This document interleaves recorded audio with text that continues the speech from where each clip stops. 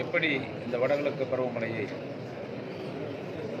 எவ்வளவு மழை பெய்தாலும் அதை எதிர்கொள்ள வேண்டும் என்ற நோக்கத்தோடு 8 கோடி மக்களையும் பாதுகாப்பாக அவர்களுக்கு எல்லா வகையிலும் உதவி செய்திட வேண்டும் என்பதில் உறுதியாக இருந்து கடந்த 2 மாதங்களாக அத்துணை துறையினுடைய அலுவலர்களையும் அழைத்து அதற்கான திட்டங்களை முடிவு செய்து ஒவ்வொரு மாவட்டத்திற்கும் ஒவ்வொரு உயர் அலுவலர்கள் நம்முடைய மாவட்டத்திற்கு கண்காணிப்பாளராக நம்முடைய சமூக நலத்துறையினுடைய ஆணையர் பெருமதிப்பிற்குரிய லில்லி அவர்களையும் அதோடு இங்கே இருக்கின்ற நம்முடைய மாவட்ட ஆட்சியர் உட்பட அனைத்து அலுவலர்களையும் உட்கொண்ட குழுவை அமைத்து மிகச் சிறப்பாக முன்னேற்பாடு தேனி மாவட்டத்திலே செய்யப்பட்டிருக்கிறது. 3 நாட்கள் நல்ல மலைப்பகுதியிலே மேற்கு தொடர்ச்சி மலையிலே மழை பெய்திருக்கிறது. நீர்வீழ்ச்சிகளிலே அருவிகளிலே தண்ணீர் வந்து கொண்டிருக்கிறது. கும்பக்கரையாக இருந்தாலும் சுள்ளியாராக இருந்தாலும் சரி, கொட்டகுடியாக இருந்தாலும் சரி, எல்லா பகுதியிலும் வரகணா நதியாக இருந்தாலும் சண்முக நதியாக இருந்தாலும் எல்லா பகுதியிலும் நல்ல மழை பெய்திருக்கிறது. அதில் இப்போ நமக்கு ஏற்கனவே பெரியார் அணையினுடைய நீர்மட்டம் குறைவாக இருந்துச்சு. இப்போ 10 அடி உயர்ந்து 129 அடி வந்துருச்சு. 129 இன்னும் கொஞ்சம் கூடுதல் வந்து இப்போ வைகை அணையும் நமக்கு 49 தான் இருந்துச்சு. இப்போ 59 ஆயிடுச்சு. மொத்த கொள்ளளவு 71 அடி, 70 அடி வரைக்கும் கொள்ளளவு வச்சுக்கலாம். இப்போ இன்னும் ஒரு மழை பெய்தால் நமக்கு சோத்துப்பாறை நிரம்பிவிட்டது, மஞ்சளாறு நிரம்பிவிட்டது. எல்லா விவசாயிகளும் மகிழ்ச்சியாக இருக்கிறார்கள்.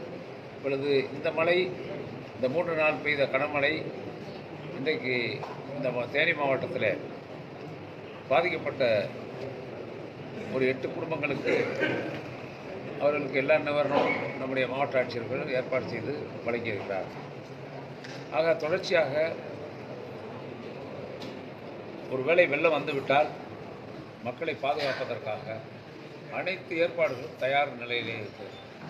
எவ்வளவு மழை பெய்தாலும் வெள்ளம் வந்தாலும் அவர்களை தங்க வைப்பதற்கும் உணவு வழங்குவதற்கும் எல்லா ஏற்பாடுகளும் முழு வீச்சிலே தயார் செய்யப்பட்டிருக்கிறது. அதே போல் ஆற்றில் இப்பொழுது தண்ணீர் வந்து கொண்டிருக்கிறது. மூலவையாக இருந்தாலும் சரி, நம்முடைய பெரியாராக இருந்தாலும் சரி, வைகையாக இருந்தாலும் சரி, எல்லா ஆற்றிலும் தண்ணீர் போய் கொண்டிருக்கிறது. இப்போ நம்ம என்ன செஞ்சுருக்கோம், குடிநீர் மட்டும்தான் அப்போ தண்ணீர் இப்போ 5000 கியூசெக்ஸ் வருது வைகைக்கு. வந்தாலும் இன்னும் 6 நாட்கள் இதே அளவு வந்தால் ஒருவேளை அணை முழு கொள்ளளவை எட்டக்கூடிய வாய்ப்பு இருக்கிறது. ஆகவே குடிநீர் தேவைக்காக 69 கனஅடி தண்ணீர் மட்டும் இப்பொழுது வழங்கப்பட்டு வருகிறது. பெரியார்லேருந்து இன்னும் 1000 கனஅடிக்கு மேலே வருது. நம்ம மூலவையாறுலேருந்தும் கிட்டத்தட்ட 800 கனஅடிக்கு மேலே வருது. கொட்டகுடியிலேருந்து வருது. எல்லா ஆற்றினுடைய தண்ணீரும் இங்கே வந்து கொண்டிருக்கிறது. நாம் எதிர்பார்க்கிறோம் இதே அளவு வந்துவிட்டால் முழு அளவிலே நமக்கு போதுமான தண்ணீர் கிடைத்துவிடும். விவசாயம் சிறப்பாக நடைபெறும். மாண்புமிகு முதல்வர்கள் அறிவுரைக்கிணங்க தேனி மாவட்டம் முழு வீச்சிலே இந்த பணிகளை மேற்கொண்டிருக்கிறது.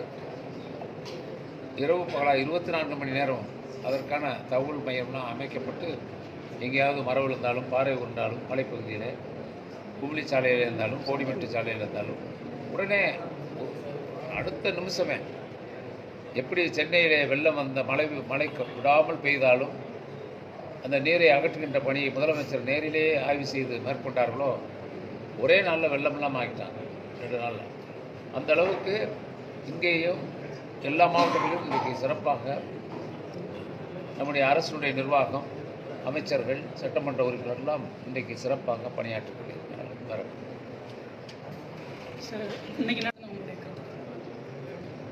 அறிவிப்பு ஏற்கனவே முன்னெச்சரிக்கை நடவடிக்கைலாம் எடுத்ததுனால தான் அதாவது இறப்புகள் தவிர்க்கப்பட்டிருக்கிறது.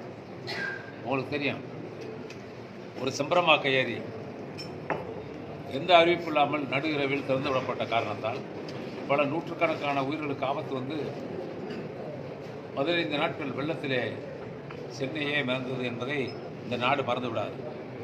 ஆனால் நம்முடைய சாத்தனூர் அணையை பொறுத்தளவில் 4 முறை, ஒரு தடவை இல்லை 4 முறை அறிவிப்புகள் வெளியிடப்பட்டு மழை பெய்கிறது, வெள்ளம் நிறைய தண்ணீர் வந்து கொண்டிருக்கிறது, அணை நிரம்பிவிட்டது, தண்ணீர் திறக்க வேண்டிய கட்டாயம் இருக்கிறது, கரையோர பகுதியில் இருக்கின்ற மக்கள்லாம் மாற்று இடங்களுக்கு மாற்றப்பட்டு அவர்களுக்கு எல்லா பாதுகாப்பும் கொடுக்கப்பட்டிருக்கிறது. ஆக அதில் வந்து நம்ம நம்ம அந்த சமயத்தில் நடந்த பெஞ்சபில் தானே பெஞ்சல் புயலை பொறுத்தளவில் நாம் முன்னெச்சரிக்கை நடவடிக்கை முழுமையாக எடுத்திருக்கிறோம். சும்மா ஏதோ வந்து அவங்க வந்து அரசியலுக்காக பேசுகிறார். பெஞ்சல் புயல் திட்டமிட்டு ஏற்கனவே அறிவிப்புகள் வெளியிட்ட காரணத்தினால்தான் உயிரிழப்புக்கெல்லாம் தவிர்க்கப்பட்டதற்கு காரணம் அரசு எடுத்த நடவடிக்கை. அறிக்கை கொடுத்துருக்காங்க.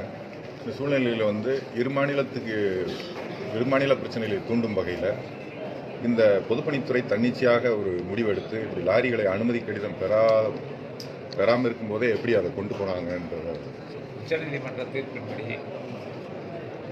முல்லை பெரியாறில் நாம் பணிகள் மேற்கொள்வதற்கு நமக்கு உரிமை இருக்கிறது. தமிழக அரசுக்கு உரிமை இருக்கிறது. அந்த உரிமையை பெற்றுத்தந்த அரசு முத்தமிழறிஞர் கலைஞருடைய அரசு. இப்போ வந்து அவங்க ஏதோ வாய்மொழியாக சொன்னாங்க. கலெக்டர் கூட அதுக்காக வேண்டிய ஏற்பாடெல்லாம் பண்ணி எதிர்கட்சிகள் கூட அவர் சொன்னாங்க. வைக்கம் விழாவுக்கு போகிறார் முதலமைச்சர், அதை பேச வேண்டும் என்று கோரிக்கை வைத்தார்கள். இப்போ அனுமதி வழங்கிட்டாங்க, அடுத்த நாளில் வழங்கிட்டாங்க. அதில் எந்த பிரச்சனையும் இல்லையே. நம்ம பாதுகாப்பாக வச்சுக்கிறலாம் பெரியாரை. நமக்கு முழு சட்ட பாதுகாப்பு இருக்குது. அரசாங்கம் அதை விட பாதுகாப்பாக இருக்குது. அதை விட பாதுகாப்பு முதலமைச்சர் இருக்கிறார், முதலமைச்சர் தளபதி இருக்கிறார். கவலையே இல்லை. ஒரு தூசியை கூட நம்ம விட்டு கொடுக்க மாட்டோம். இதில் வந்து அதாவது கூட்டணி என்பது வேறு, கூட்டணி என்பது வேறு, அரசு என்பது வேறு. இது தமிழ்நாட்டினுடைய ஜீவாதார உரிமை. தென் மாவட்ட மக்களுடைய உரிமையை ஒரு துளி அளவு கூட எங்களுடைய முதல்வர் தளபதியார் விட்டுக் கொடுக்க மாட்டார். வருங்காலங்கள்லையாவது இந்த தமிழக பொதுப்பணித்துறையினர் வந்து அவங்க மேலே நம்ம என்ன சொல்கிறோம், ஒரு கடிதம் வந்து அனுமதி கடிதம் கொடுத்துட்டு அது அப்ரூவல் ஆகிறதுக்கு முன்னாடியே வந்து இப்படி தளவாட பொருட்களை கொண்டு போய் பிற மாநிலத்தில் கொண்டு போய் வைக்கும்போது அது இரு மாநில பிரச்சனைக்கு வழிகோலாக மாறுது. எந்த பிரச்சனையும் வராது. நமக்கு இருக்க உரிமையை நாம் மேற்கொள்கிறோம். எனக்கு உரிமை இருக்கு, நான் இப்போ அதை பயன்படுத்திக்கலாம். ஏதோ வாய்மொழியாக அவங்க சொன்னதுக்கு அதுக்காக வேண்டிய உரிமை இல்லைன்னு அர்த்தம். நமக்கு அது எல்லா உரிமையும் உங்களுக்கு தெரியாதில்ல. நம்ம வந்து தமிழ்நாட்டில் நம்ம வந்து இருக்கக்கூடிய கன்னியாகுமரியை கொடுத்து இந்த பகுதியெல்லாம் பெருகிட்ட நேரத்தில் கூட நமக்கு எல்லா உரிமையும் வந்துருக்கு. என்னென்ன எந்த உரிமை இல்லாமல் பெரியாருக்கு நமக்கு உரிமை இருக்குது.